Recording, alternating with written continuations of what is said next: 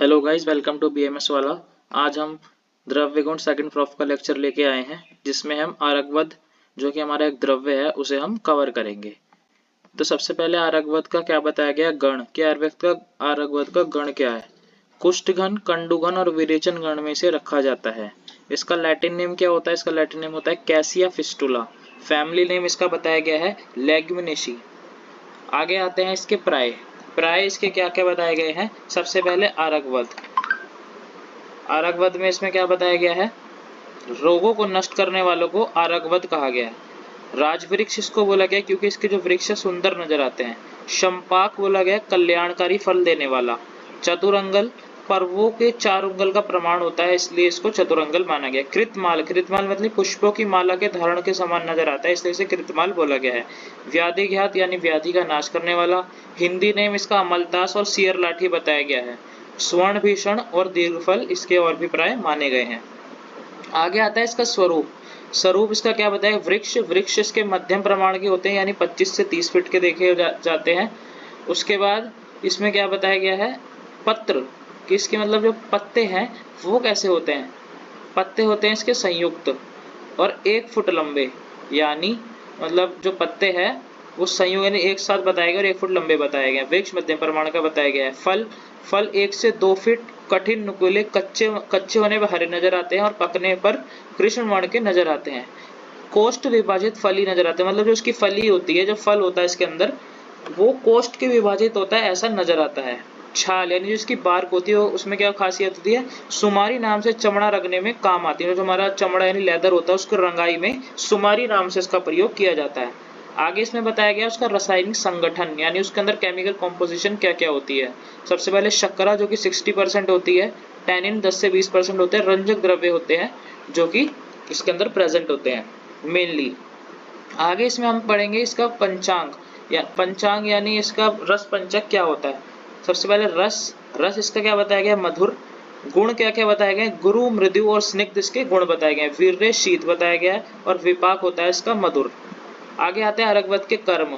कर्म क्या क्या है, वात पित्त शामक होता है, यानी वात पित्त को कफ को कम करता है और कफ का संशोधन करता है। कैसे करता है, वात का शमन अपने मधुर और स्निग्ध गुण के कारण करता है। पित्त का शमन शीत वीर्य के कारण करता है।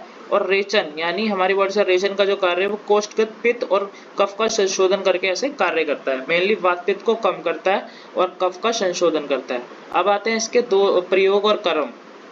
सबसे पहले बाह्य कर्म, यानी बाह्य हमारी बॉडी में किस तरह से कार्य करता है। बाह्य कर्म इसका क्या है, वात पित्त का संशमन करता है, यानी वात पित्त को शांत करता है और पित्त कफ को संशोधन यानी शरीर से बाहर निकालता है। कुष्ठ घन है, यानी हमारे स्किन डिजीज में काम आता है। शोथ हर है और वेदना स्थापन है, यानी इसको पेन किलर के यूज भी पेन किलर के उसमें भी यूज किया जा सकता है। अभ्यंतर यानी हमारे नाड़ी संस्थान पे कैसे काम करेगा, वात हर है मतलब हमारे वात को कम करेगा। पाचन में कैसे काम करता है, अनुलोमन का कार्य करता है। और त्रसन यानी विरेचन कराते हैं, यानी सर्वश्रेष्ठ मृदु विरेचन इसे माना गया है। आगे आता है रक्तव्य। रक्तव्य पे रक्त शोधक है, शोथहर है, रक्तपित्त और वात रक्त में भी कार्य करता है। श्वसन, शुष्क काश और श्वास कष्ट में इसका प्रयोग किया जाता है, मतलब जिसको सूखी खांसी होती है या फिर सांस लेने में दिक्कत होती है उसमें इसका प्रयोग किया जा सकता है। मूत्रव्यय में शीत होने से मूत्र जनन का कार्य करता है। त्वचा में कुष्ठ घन और दाह प्रशमन का कार्य करता है। तापकर्म यानी ज्वर को ज्वर घन यानी ज्वर को कम करता है। आम का शोधन और पित्त का शामन करता है। पित्त का शामक है जिस वजह से क्या त्रसन हो जाता है और क्या जो किसी मनुष्य अगर ज्वर है वो शांत हो जाता है। आगे इसका बताया गया प्रयोज्य अंग। प्रयोज्य अंग क्या होता है कि कौन सा अंग इसका कार्य में लिया जा सकता है। तो प्रयोज्य अंग में क्या क्या है, फल मज्जा यानी जो फल का मज्जा है वो, मूल, त्वक और पुष्प और पत्र, इन 4 चीजों इसका प्रयोग, इस पेड़ की 4 चीजों का प्रयोग द्रव्य का किया जा सकता है।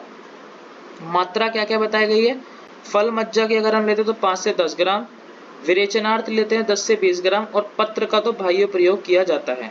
विशिष्ट योग इसके कौन कौन से देखने को मिलते हैं, अरगवद आदि तेल देखने को मिलता है इसका, अरगवद आदि लेह देखने को मिलता है और अरगवद आदि अरिष्ट के नाम से भी ये योग देखे जा सकते हैं।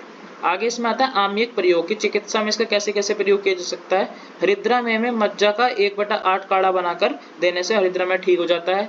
कफ रोग में मज्जा, गुड़ और पाठा मिलाकर देने से कफ रोग की शांति होती है। रक्त पित्त में अरगवद, मग, साखर इनका प्रयोग करने से विरेचन हो जाता है, तो इसका रक्तपित्त में बहुत अच्छा देखने को हमें मिलता है। बेसिकली विरेचन करा देता है क्योंकि कॉन्स्टिपेशन को भी ठीक करता है। विरेचन का और क्या देखने को मिलता है इसमें, सोनमुखी आरगवद मज्जा का काढ़ा बना के देने से विरेचन भी होता है। और व्रण में इसका कल्क और कांजी मिलाकर लगाने से व्रण का भी सही होता है।